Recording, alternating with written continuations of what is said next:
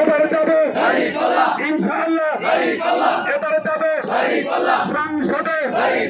সবাই বলে, সবাই বলে এবারে যাবে ইনশাআল্লাহ। সম্মানিত ছাত্র বন্ধুগণ, এ পর্যায়ে আজকের এই মিছিলের নেতৃত্বদানকারী, আজকের এই সমাবেশের সম্মানিত সংগ্রামী সভাপতি, বাংলাদেশ জামাত ইসলামী ঢাকা জেলার সংগ্রামী নায়েব আমির, ঢাকা ৩ আসনের জামাত মনোনীত প্রার্থী জননেতা অধ্যক্ষ শাহিনুল ইসলাম এখন সমাপনী বক্তব্য রাখছেন। সমাপনী বক্তব্য রাখছেন জননেতা অধ্যক্ষ শাহিনুল ইসলাম।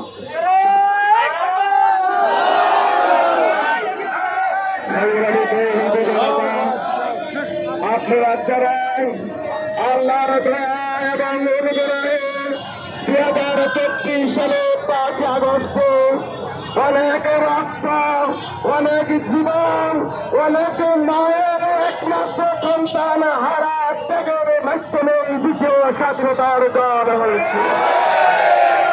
যারা জীবন দিয়ে, রক্ত দিয়ে, চোখ হারিয়ে, হারিয়ে যারা আমাদেরকে স্বাধীনতা দিয়েছেন, এখনো তাদের হত্যাকারীদের বিচার হয় না। যারা আহত এখনো তাদের সুস্থ চিকিৎসার ব্যবস্থা করা হয় না। যারা এখন পদক্ষেপ তাদেরকে এখনো বিচারের আওতায় আনা হয় না। আমরা আজকের এই কর্মসূচি